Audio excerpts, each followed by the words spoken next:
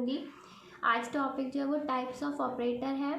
और जो कल ऑपरेटर्स बताए थे वो सिर्फ ये था कि हाँ, मैंने आपको थोड़ा सा आइडिया दे दिया था कि ये ऑपरेटर है और इस तरह से इनकी फंक्शनिंग होती है। बट आज एग्जांपल की हेल्प से समझाऊंगी और अगर कोई डाउट कल अगर आपका रह भी गया होगा तो वो आज क्लियर भी हो जाएगा। टाइप्स ऑफ ऑपरेटर, ये बहुत इंपॉर्टेंट होता है। इसमें होता है कि आपको ये भी पता होना चाहिए कि कौन से ऑपरेटर का क्या नेम होता है। अगर आप कहीं एंट्रेंस आगे दोगे तो उससे रिलेटेड क्वेश्चंस इसमें आ जाते हैं। फर्स्ट जो आपका ऑपरेटर है वो है अरिथमेटिक ऑपरेटर। इसमें कौन कौन से ऑपरेटर्स होते हैं आपके? Plus, minus, into, divide, modular, exponent and floor division. देखिए प्लस, माइनस, इनटू, डिवाइड, इन सब से रिलेटेड तो आप जानते हो कि इनका क्या काम होता है, क्या फंक्शनिंग है। ये मॉड्यूलर है, एक्सपोनेंट है और फ्लोर डिवीज़न। ये तीन ऐसे ऑपरेटर हैं जो थोड़े डिफरेंट हैं। इनमें से मॉड्यूलर और फ्लोर डिवीज़न मैंने कल समझा दिए थे, बट फिर भी मैं आज एक बार और दोबारा से रिवाइज करूँगी। और जो मोस्ट इम्पॉर्टेंट है वो है ये एक्सपोनेंट। इसका क्या यूज़ है? प्लस का तो आपको सिंपल सा पता है, एडिशन करना है हमें a plus B, a minus B into. तो सबसे पहले जो समझाती हूँ वो ये है आपका डबल इंटू का जो साइन है इसको हम कहते हैं एक्सपोनेंट। ठीक है, इसका नेम क्या है? एक्सपोनेंट। और एक न्यू ऑपरेटर है जो पाइथन में है आपका। इसकी फंक्शनिंग क्या होती है? जैसे आपने लिखा 2 इंटू डबल टाइम्स यानी एक्सपोनेंट 3।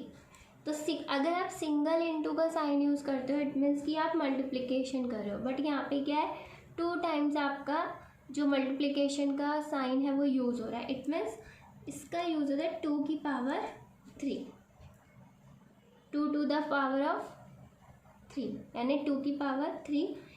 ठीक है, इसका क्या है? तो इसका रिजल्ट क्या आएगा आपका? 8। ये जो एक्सपोनेंट यूज़ होता है ये किसके लिए यूज़ होता है? पावर के लिए। अगर हम ये लिखते हैं कि a इंटू 2 टाइम्स 2 तो a की पावर 2। ठीक है, तो ये जो डबल इंटू का साइन है ये किस लिए यूज़ हो रहा है? ये हमारा यूज़ हो रहा है पावर के लिए। और इसका जो नेम है वो हमारा क्या है?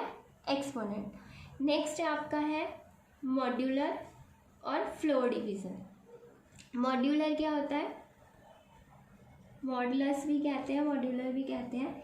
इसमें क्या होता है, अगर आपने इसमें जो रिज़ल्ट आता है वो आता है आपका रिमाइंडर। जब हम डिवाइड करते हैं तो जो रिमाइंडर में हमारा बचता है वो हमारा इसका रिज़ल्ट होता है। जैसे कि 11 मॉड्यूलर 2, तो आप 11 को 2 से डिवाइड करोगे, 2 5 से 10, रिमाइंडर है 1, तो इसका आउटपुट क्या आएगा? 1। और जब हम डिवाइड का साइन यूज़ करते हैं ये, तब हमारा रिज़ल्ट होता है ये 5। पर इसमें एक चीज़ इम्पॉर्टेंट है कि आपका जो जैसे रिज़ल्ट आएगा डिवाइड के साइन के टाइम पे 5, यहाँ पे 5 है, लेकिन जो रिज़ल्ट आएगा वो आएगा फ्लॉट में 5.0 वो खुद से ऐड कर देता है। अब आपका फ्लोर डिवीज़न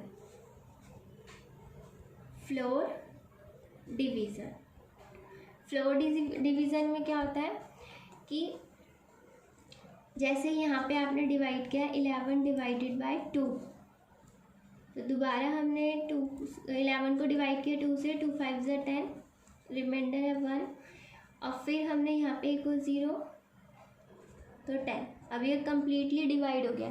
तो क्वेश्चन में क्या है हमारा? 5.5। लेकिन फ्लोर डिवीज़न जो होता है, डबल डिवाइड का जो साइन है उसमें क्या होता है, जो डेसिमल से पहले की वैल्यू होती है वो हमारा रिज़ल्ट हो जाता है, हमारा आउटपुट हो जाता है। तो ये सारे हमारे क्या है? Arithmetic operator, plus, minus, into, divide, modulus, flow division और एक्सपोनेंट। ठीक है, अब आई थिंक इस एक्सप्लेन हो गया, समझ आ गया होगा आपको। अगर हमें दो वैल्यू को ऐड करना है तो हम कैसे लिखते हैं, सिंपल सा प्रोग्राम में समझा रही हूँ, वो देखिएगा। सिर्फ प्लस करने का बता रही हूँ मैं, बहुत सिंपल है। आपने एक वैल्यू असाइन कर दी, a is equal to 21, b is equal to 10 and c is equal to a plus B, and then आपने लिखा है प्रिंट डबल कोट्स में line 1 is value of c is double quotes close c this. अब इसमें जो इस example को समझाने का मेरा मोटिव है वो सिर्फ इस प्रिंट स्टेटमेंट को समझाना है। ये तो आपको पता है, a इज इक्वल टू 21 का मीनिंग क्या है, एक वेरिएबल है जिसमें हमने 21 वैल्यू को असाइन कर दिया है। b भी एक वेरिएबल है जिसमें 10 असाइन कर दिया है, और एक c भी हमारा वेरिएबल है जिसमें हम इन दोनों वैल्यू का एडिशन स्टोर कर रहे हैं। पहले a और वैल्यू a b को ऐड कर रहे हैं और फिर जो रिजल्ट है उसको c में असाइन कर रहे हैं। अब यहाँ पे हमें लिखा है प्रिंट। अब जो हम आउटपुट स्क्रीन पे देखेंगे वो हम देखेंगे इस स्टेटमेंट को जो प्रिंट के अंदर लिखा है। वहाँ पे हमें a इज इक्वल टू 21 नहीं शो होगा, b is equal to 10 show नहीं होगा, c is equal to a plus B show नहीं होगा। वहाँ पे हमें क्या शो होगा, जो हमने इस प्रिंट की स्टेटमेंट में लिखा है। तो जो चीज़ हम इस डबल कोट्स में लिखते हैं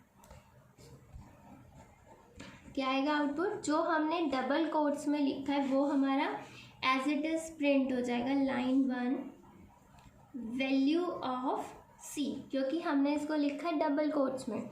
उसके बाद हमने कॉमा यूज़ किया है सेपरेट करने के लिए, और फिर लिखा है c। अब इस c का मतलब है वेरिएबल। यहाँ भी हमने c यूज़ करा है, यहाँ भी हमने c यूज़ करा है। c हमारा यहाँ वेरिएबल है, बट यहाँ पे जो हम c यूज़ करें वो as it is c print हो रहा है, और जो c हम यहाँ लिख रहे हैं वहाँ पे क्या आ रहा है, c की वैल्यू कितनी हो गई, a प्लस बी 31।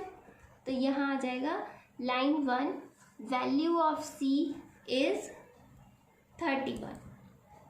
ठीक है, तो कैसे यहाँ पे, क्योंकि हमने डबल कोट्स में नहीं लिखा है, जो भी चीज़ या कोई भी अल्फ़ाबेट कोई भी नंबर अगर हम डबल कोट्स के अंदर लिखते हैं प्रिंट फंक्शन की हेल्प से, तो वो हमारा एज इट इज़ प्रिंट हो जाता है। और अगर हम डबल कोट्स नहीं लगाते हैं तो वो हमारा क्या होता है, एक वेरिएबल होता है। इसका मतलब कि उसकी वैल्यू को हम प्रिंट करवाना चाहते हैं।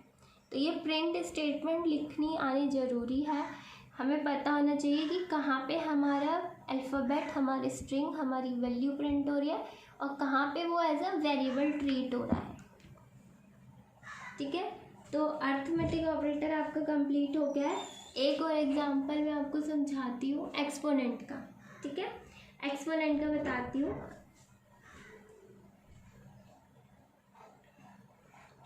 a is equal to 2, b is equal to 3 and c is equal to a double into का साइन देन b प्रिंट